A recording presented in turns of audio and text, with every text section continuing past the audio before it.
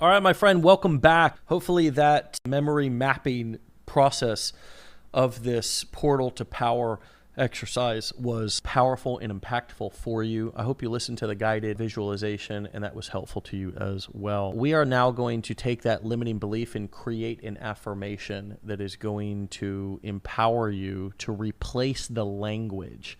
The limiting belief that you have been holding on to, okay, is likely something that you also have a phrase that you say to yourself.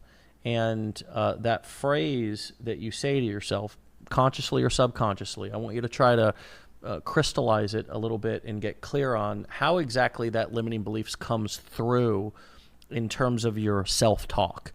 We call it negative self-talk. What we want to do is we want to reverse that and combat that with a positive affirmation, positive self-talk, that you can replace that. So I've added this fourth category, last 25% of this exercise. And I want you to create an affirmation to combat that limiting belief. And I'll go through some of mine to give you an example. Some of the examples that I gave just earlier in this video. I had a limiting belief that I was going to lose my community because I'm striving for success and trying to better myself and make more money.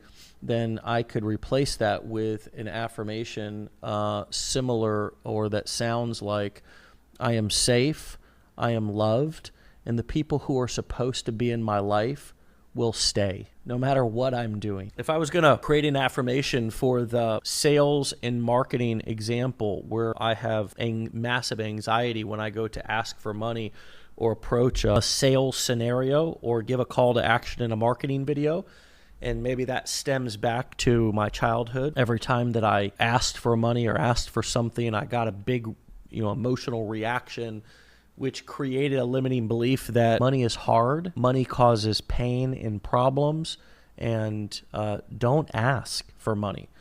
I could create an affirmation that says money flows to me easily and people love to give me money. That would be an example of a polar opposite affirmation that I could write down and repeat every time I'm feeling that anxiety of approaching a situation where I may be asking for money.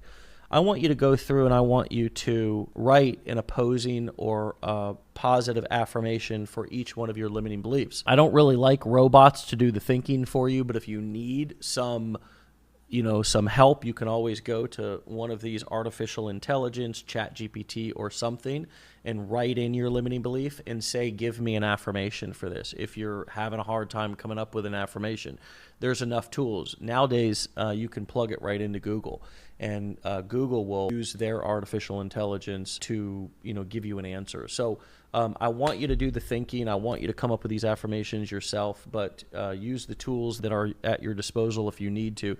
The most important thing is that we create the affirmation.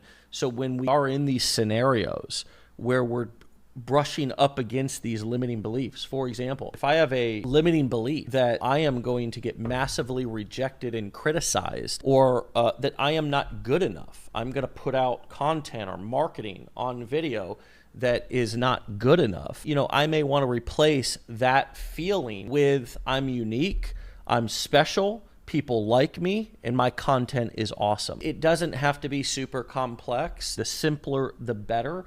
We want to create something that we can say to ourselves regularly that feels natural. That may not feel natural to you. Very simply, something like I'm great on video and I create unique content is another example of a more free-flowing sentence. It does not matter as long as it is an empowering affirmation that you can say to yourself that builds yourself up.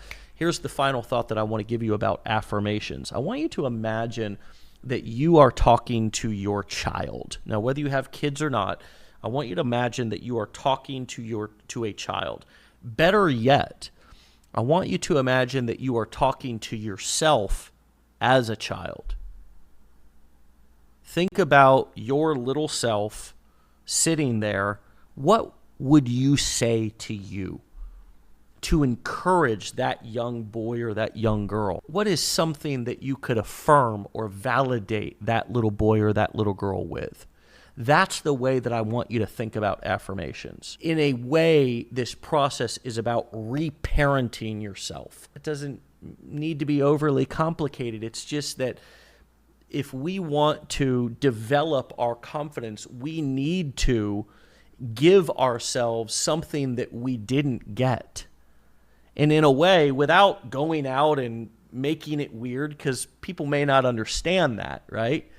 After all, you've gone through a pretty in-depth and deep video lesson here about confidence, about this memory mapping process and this portal to power exercise. But I want you to really think about, if I was a little child or my younger self was sitting in front of me, what would I say to myself? What would I need to hear? And what would I say to me? And that's what I want you to write down as your affirmation in that category or column to replace the old language that you used around that limiting belief.